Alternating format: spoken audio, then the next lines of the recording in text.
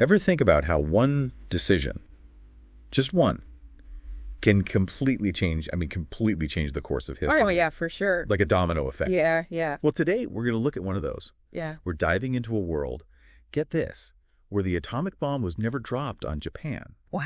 So it's August 1945, World War II, it's still raging, but there's no A-bomb, at least not as, like a weapon. Right. So how does Japan surrender? Right. What happens next? Yeah. That's what we're going to look at today. Our sources, they explore this alternate reality and all the ripple effects, right? Yeah. On politics, society, economics, even, global power. I mean, it's really a fascinating thought experiment. Yeah. Because without the atomic bombs, Japan's surrender, I mean, think about it. It wouldn't be this sudden, shocking event. Right. It'd be something totally different. Right. Like we could be looking at like a prolonged war effort by the Allies. Okay. Or even, negotiations mediated by other countries. Yeah, the sources suggest that maybe the Soviet Union or even Sweden could have, stepped in as mediators. Huh. What do you think? I mean, that's where things get really interesting, right? Yeah. Because a negotiated surrender, think about it, that could allow Japan to keep some of its pre-war systems. So we could be looking at a Japan where the emperor, the military leaders, they keep a lot of their influence, right? Yeah, potentially, yeah. And that could even slow down the pace of democratization, even under a U.S. occupation. Yeah, it's possible. So not the Japan we know today. No, not at all. But what exactly were those pre-war systems? Oh. And how would they have, clashed with the U.S.'s goals for post-war Japan? Well, you have to remember that pre-war Japan, I mean, it was a highly militarized society. Right. With, a deeply ingrained belief in the emperor's, divinity. Okay. And, the U.S., they wanted to completely dismantle this structure, right? Right. Promote democracy, Uh-huh. demilitarize the country. Right. But a negotiated surrender.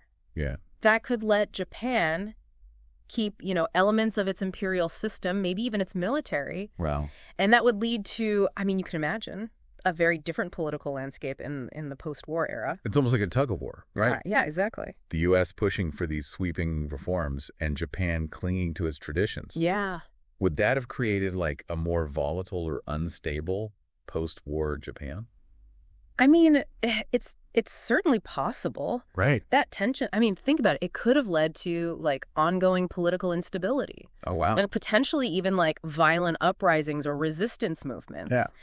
It's also important to remember that a negotiated surrender, it wouldn't necessarily mean a better outcome for Japan in the long run. That's an interesting point. I was kind of assuming that a negotiated peace, it'd be less devastating than a full-scale invasion. Right. But maybe that's not always the case.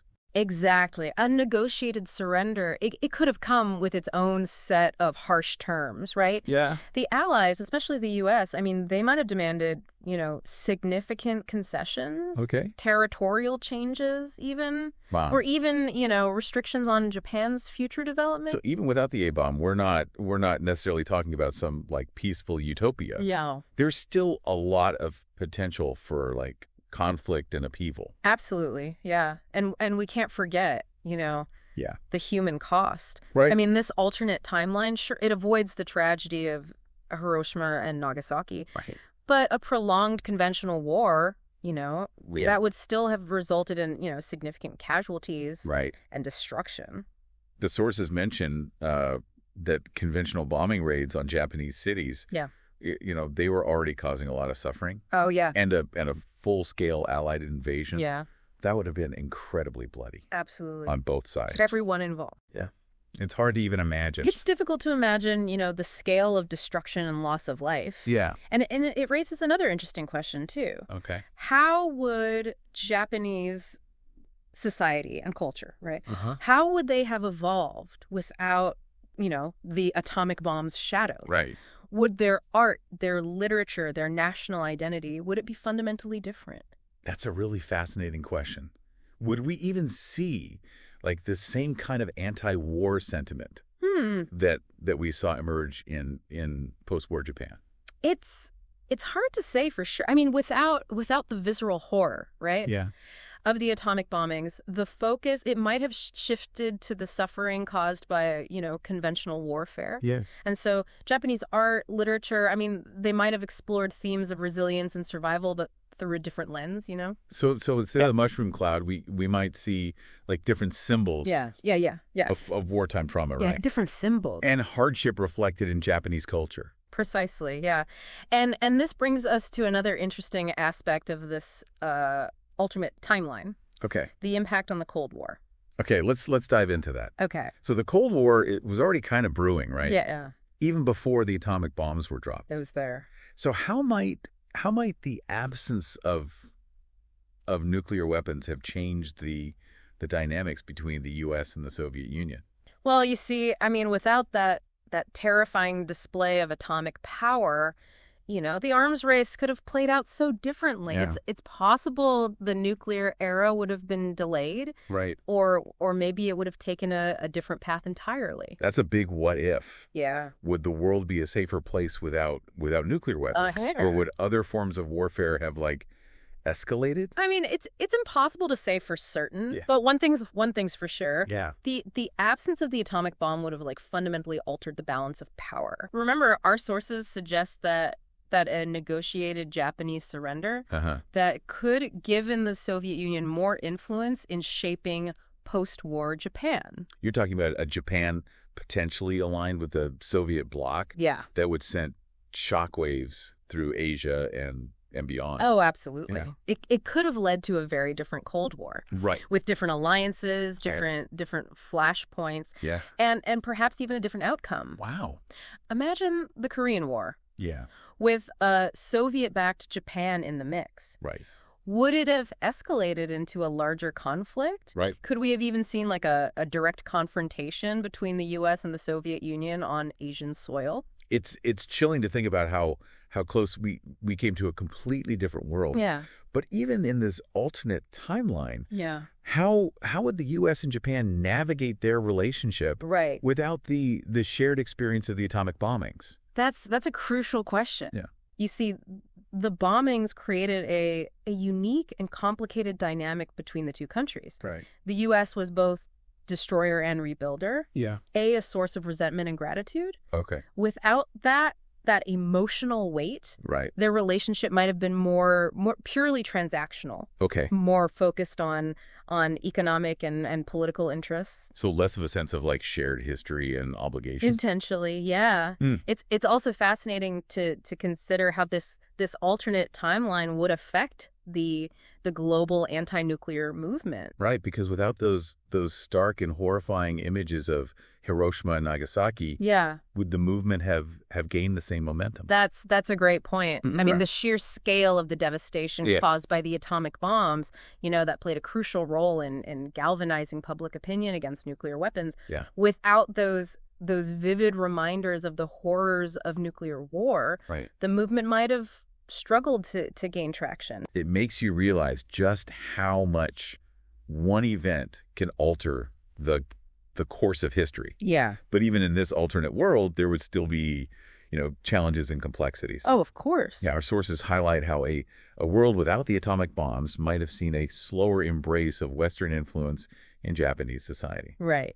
Traditions like feudal hierarchies, Right. or imperial reverence might have taken longer to fade away. So we could be looking at a Japan that's less westernized, Yeah. more traditional, March out. and potentially more resistant to globalization. Possibly, yeah. Yeah. And this cultural shift would have had significant implications for everything. Right. From social structures to artistic expression. Okay. Imagine Japanese cinema and literature exploring themes of resilience and survival, Wow. but without the specific lens of nuclear devastation. What new perspectives and narratives might have emerged? Perhaps stories would have focused more on the struggles of rebuilding after a conventional war. Right. The tensions between tradition and modernity, Okay.